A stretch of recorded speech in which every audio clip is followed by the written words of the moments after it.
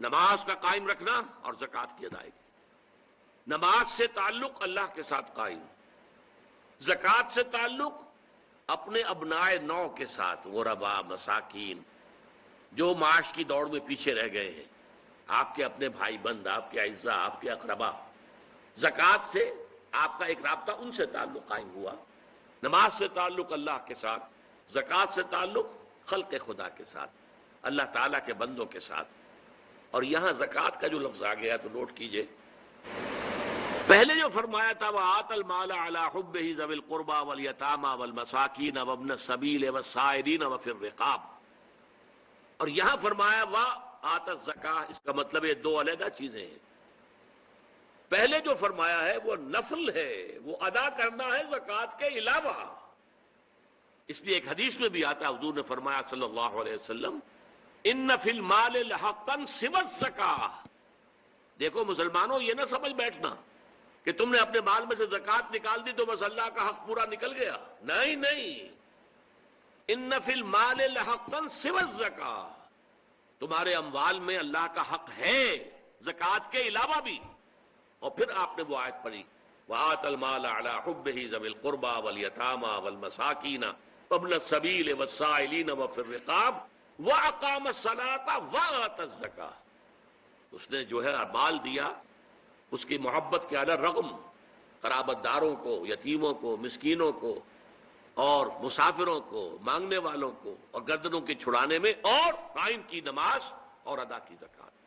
تو زکوٰۃ ایک فرض شے ہے، اور وہ جو پہلے بیان ہوا ہے وہ نفل ہے، وہ اضافی ہے، وہ زکوٰۃ کے علاوہ ہے، وہ زکوٰۃ کا حصہ نہیں ہے، بلکہ در حقیقت اس جذبے کو سسٹین کرنے کے لیے زکوٰۃ کی حیثیت ایک ستون کی ہے۔ جیسے ایمان کو تازہ رکھنے کے لیے نماز کی حیثیت ایک ستون کی ہے، اسی طریقے سے انفاق اللہ کی راہ میں مال خرچ کر سکنے کی صلاحیت جو ہے اس کو برقرار رکھنے کے لیے زکوٰۃ کی عبادت فرض کی گئی۔ اب اس کے بعد آئیے وَالْمُوفُونَ بِعَهْدِهِمْ إِذَا عَاهَدُوا، اور وہ لوگ کہ جو اپنے معاہدوں کو پورا کرنے والے ہوں جبکہ وہ عہد کر لیں۔ ایفاء عہد، اس کی کیا اہمیت ہے؟ ایک حدیث، حضور کے جو خادم خاص تھے حضرت انس بن مالک رضی اللہ تعالی عنہ، تقریباً 9 برس تک مدنی زندگی جو ہے اس میں وہ حضور کے ذاتی خادم کی حیثیت سے رہے، اور ان کا کہنا یہ ہے کہ قلما خطبنا رسول اللہ صلی اللہ علیہ وسلم الا قال لا ایمان لمن لا امانۃ له ولا دین لمن لا عہد له۔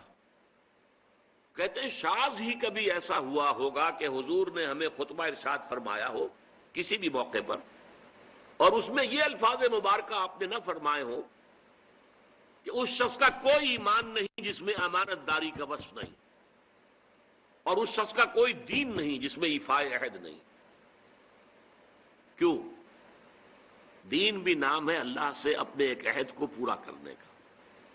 نماز کی ہر رکعت میں ہم کیا کہتے ہیں؟ ایاک نعبد و ایاک نستعین، پروردگار ہم صرف تیری ہی بندگی اور پرستش کرتے ہیں، اور صرف تیری ہی بندگی اور پرستش کرتے رہیں گے، اور اے پروردگار ہم صرف تجھ ہی سے مدد کے خواہاں ہیں اور تجھ ہی سے مدد چاہتے رہیں گے۔ یہ عہد ہے، بہت بڑا عہد ہے، بہت بڑا عہد ہے۔ اس عہد کو پورا کرنا ہی دین ہے۔ اللہ کی بندگی، اللہ کے احکام کی اطاعت، اللہ نے جن چیزوں کو حرام کیا ان سے اجتناب کرتے رہنا، اللہ کے فرائض کی ادائیگی، اللہ کے لیے تن من دن لگا دینا، ایاک نعبد و ایاک نستعین۔ اب ظاہر بات ہے کہ جو شخص انسانوں کے ساتھ چھوٹے چھوٹے کیے ہوئے عہد پورے نہیں کرتا، وہ اتنا بڑا عہد اللہ کے ساتھ کیسے نبھا دے گا؟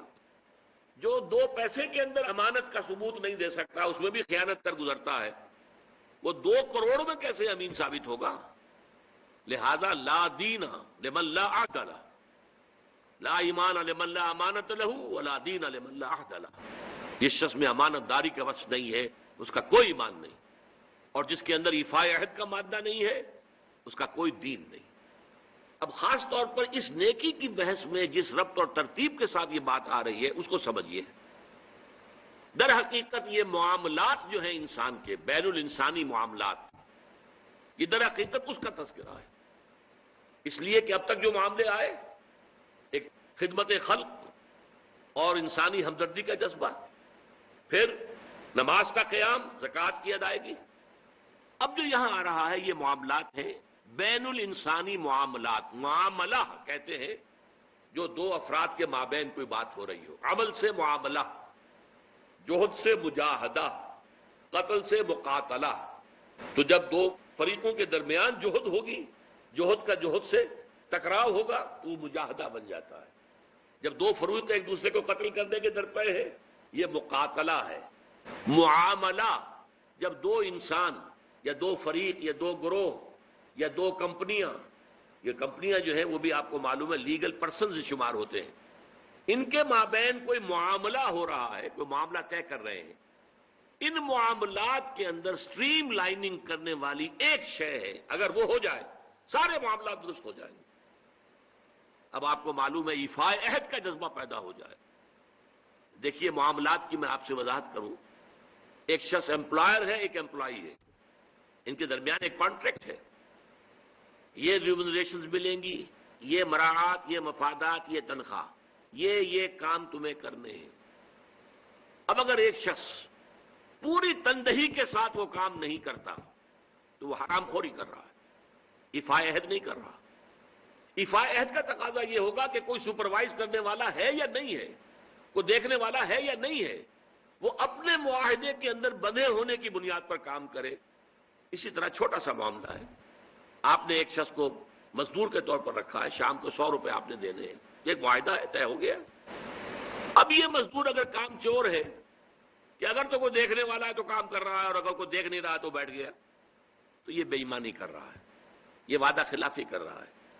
اسے اپنے اس وقت کے اندر اپنی پوری توانائی، پوری توجہ کے ساتھ، اس لیے نہیں کہ کوئی مجھے دیکھنے والا ہے بلکہ اس لیے کہ میں تو اپنے عہد کا پابند ہوں، میں نے معاہدہ کیا۔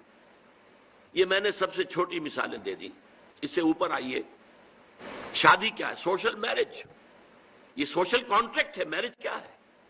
ایک مرد ایک عورت، اس کے درمیان معاہدہ ہے، ساری عمر کا نباہ کرنا ہے، بیوی کے یہ فرائض ہیں جو اسے ادا کرنے ہیں، شوہر کی یہ ذمہ داری ہے، اس کے نان نفقے کا وہ ذمہ دار ہے، اس کے لیے سکنا فراہم کرنا اس کے ذمے ہے، اس کے لیے رہائش کا بندوبست کرنا اس کے ذمے ہے، نان نفقہ اس کے ذمے ہے، بیوی کے یہ فرائض ہیں جو اسے ادا کرنے ہیں۔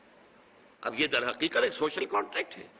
اگر کوئی بھی اس کے اندر خیانت کا ارتکاب کر رہا ہے تو اس نے اپنے عہد کی خلاف ورزی کی۔ اسی طرح دیکھیے بہت سے معاہدے ہوتے ہیں جو ریٹن نہیں ہوتے، طے شدہ نہیں ہوتے۔ اولاد اور والدین میں بھی ایک معاہدہ ہوتا ہے، امپلائیڈ ہے وہ کیا معاہدہ ہے؟ والدین اپنی جوانی میں اپنے آپ کو انویسٹ کرتے ہیں اپنی اولاد میں، ان کی تعلیم ہے، ان کی تربیت ہے، ان کو کھلانا ہے، ان کو پلانا ہے، ان کے لیے کپڑے کا بندوبست ہے، وہ اپنی ساری توانائیاں جو ہے لگا رہے ہیں ان کو پالنے پوسنے میں۔ اور اس کے اندر امپلائڈ کانٹریکٹ ہے کہ جب یہ بوڑھے ہو جائیں گے اور وہ جوان ہو جائیں گے تب ان کو لک آفٹر کریں گے، ان کی خدمت کریں گے، ان کی سیوا کریں گے، ان کے ساتھ حسن سلوک کے ساتھ پیش آئیں گے۔ یہ کانٹریکٹ ہے، چاہے یہ لکھا ہوا نہ ہو، امپلائڈ کانٹریکٹ ہے۔ بہرحال پوری انسانی زندگی کا اگر آپ تجزیہ کریں گے تو معاہدات کے گرد گھومتی ہے۔ اگر ایک وصف پیدا ہو جائے، ایک وصف، ایفائے عہد، حضور نے فرمایا بندہ مومن کا وعدہ کر لینا عدت المومن کا اخذ الکف، بندہ مومن کا کسی سے کوئی وعدہ کر لینا ایسے ہے جیسے اس کا ہاتھ جو ہے اس کے ہاتھ میں آ گیا ہے، جیسے آپ نے کسی کا ہاتھ پکڑا ہوا کہاں جائے گا، لہذا وہ تو بند گیا، اس نے وعدہ کیا وہ بند گیا۔ اور یہ ایک واقعہ آتا ہے حضور کا، اور یہ بھی آغاز وحی سے قبل کا واقعہ ہے۔ آپ کی زندگی میں امانت اور دیانت جس کی بنا پر الصادق الامین کے خطابات آپ کو ملے تھے اپنے معاشرے سے، آپ کاروباری آدمی تھے نا، تجارت کرتے تھے۔ ایک شخص سے کوئی بات ہو رہی تھی معاملے کی، کسی سودے کی، اس نے کہا کہ ذرا آئے محمد آپ انتظار کیجئے میرا یہاں پر، میں ابھی آتا ہوں۔ وہ جا کر اپنے کاموں میں ایسا مصروف ہو گیا بھول گیا۔ حدیث میں ثلاثہ کا لفظ آیا، 3 کے بعد یاد آیا اسے، اور عام شارحین کا یہ کہنا ہے 3 دن کے بعد۔ وہ بھولا رہا، اچانک کیا تھا، میں نے تو وعدہ کیا تھا محمد سے صلی اللہ علیہ وسلم کہ آپ یہاں میرا ذرا انتظار کیجئے میں ابھی آتا ہوں۔ وہ اسی طریقے سے گھبرایا ہوا گیا تو حضور وہیں تشریف فرما تھے. 3 دن اس نے معذرت پیش کی, کہا میں بھول گیا. تو حضور نے فرمایا میں تو اپنے عہد کا بندھا ہوا تھا, میں نے تم سے وعدہ کیا تھا کہ میں یہاں تمہارا انتظار کروں گا, میں کر رہا ہوں. تو یہ ہے اصل میں, اور جیسا کہ قرآن مجید میں اسی سورہ بنی اسرائیل میں آیا ہے ان العہد کان مسئولا, یہ عہد جو ہے اس کی تو اللہ تعالیٰ کیا مسئولیت ہے, جواب دہی ہوگی, پوچھ گچھ ہوگی. تو یہ ہے معاملات انسانی میں نیکی کا وہ جذبہ جو ہے وہ خاص طور پر جو ظاہر ہوگا وہ ایفاء عہد کے حوالے سے تمام معاملات بین الانسانی تعلقات اور تمام معاملات کے اندر سٹریم لائننگ کر دے گا.